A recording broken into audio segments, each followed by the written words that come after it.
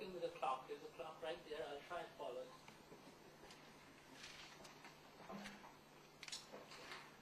I will start with my evaluation of the film. I think that's more important than forum's decision to distribute it or not. If I have some time left, I'll say something about that decision as well. The more important issue is the contents of this film. I think, well, we know it's an ideological propaganda film. We know it's distributed because it's an election year. We know there's a context of people who made it, people who have supported it. We know the agendas. All of those things are known. What I want to add to this is that I think if we watch the film without suspending our critical faculties, it's very easy to recognize that this film does not need any outside critique. This film very effectively deconstructs itself. Let me show you how this works. Take a look at the subtitle. It's called Radical Islam's War Against the West. Everything is here. The unstated but still very obvious assumption is that there are two very different, completely distinct, mutually hostile, mutually exclusive entities. One of them is called Radical Islam, the other is called the West. Now I can't keep doing this, but every time I say Radical Islam or the West, you can put those quotation marks. Everything that this film does, its thesis, its experts, the evidence it presents, the arguments it makes, ultimately rests upon this single assumption, that there are these two entities and they are mutually exclusive. Now, if you start with this assumption, let's analyze what the film says. I'm going to explain this in 5 steps.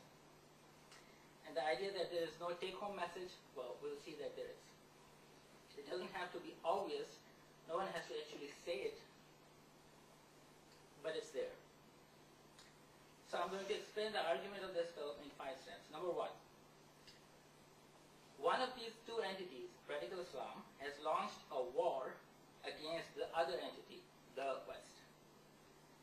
It's us against them, good against evil, civilization versus barbarism, so on. Why has Radical Islam launched a war against the West? The answer is found in the main title, obsession. They are obsessed. The assumption is this: we are rational, they are irrational.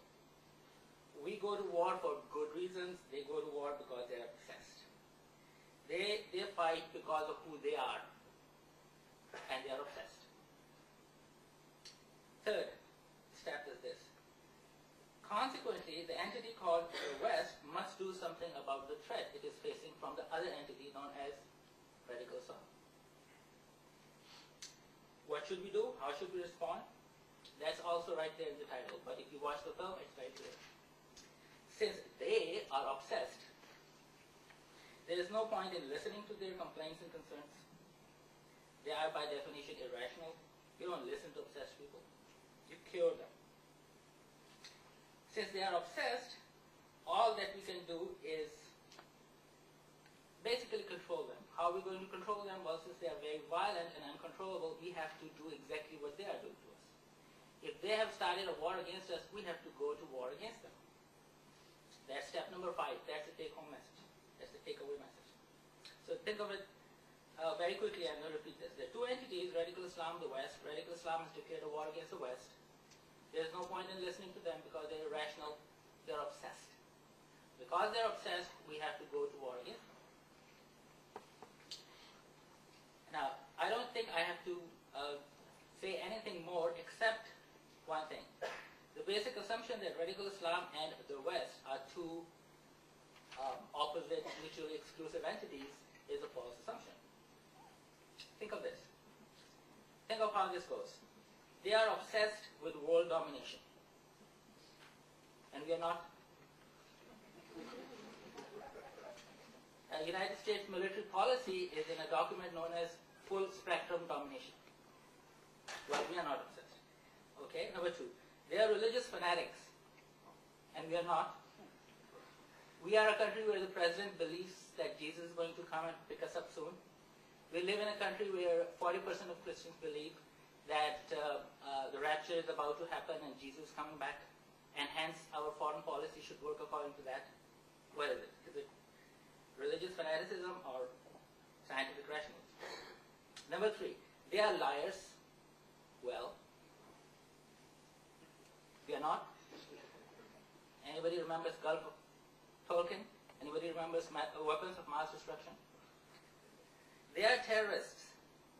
And who are we? Peace-loving people. What is shock and awe? Another word for terrorizing. Just because we are in uniforms, we are not terrorists. I would like to hear somebody explain the word terrorism. Number 6, they are racist, right? They are against Jews. They are racist. And who are we? Not racist. They are genocidal maniacs. And who invented genocide? Where did Holocaust happen? Did radical Islam create Nazism or the West?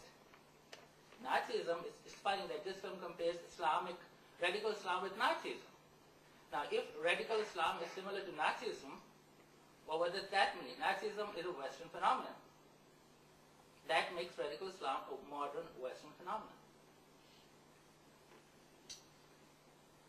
All right, I think I have 1 minute left. And what I will do, I will basically say something about whether this film should have been distributed. Really, I think this is an irrelevant point. What is more important is whether Forum is going to recognize that it had made a mistake and whether it's going to do something about it. Now, I understand that acknowledging one's mistake is very difficult. It takes great courage.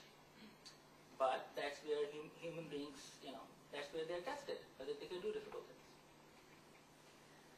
Why did they distribute this film? I thought about this. I came up with 3 answers, and really I had to reject all 3.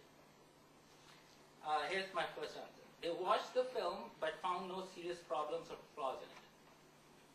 Well, if that's true, then I would have to doubt their intelligence and their ability to run a newspaper. Now, I don't think they are unintelligent. They're very intelligent people. Hence, I have to reject this possibility and move on to the second one. Second is they watched the film but did not exercise their usual journalistic skepticism. Now, first rule of journalism is that you don't take anything that comes to you at face value. You cross-check. You do a little research before you publish things.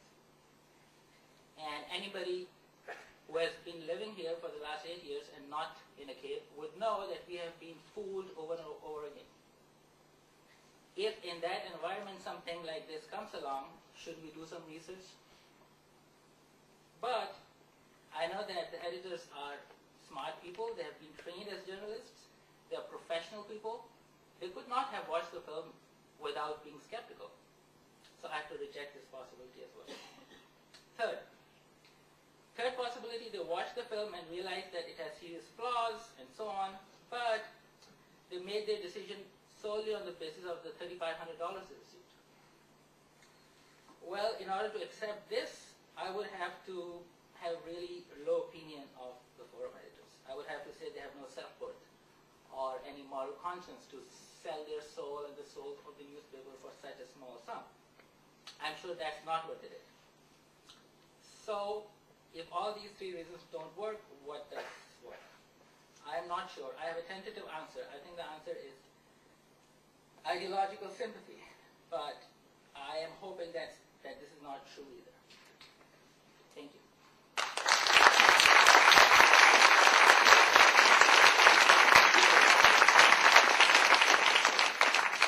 All right, I'm going to stay here because I got a few notes more after that last presentation.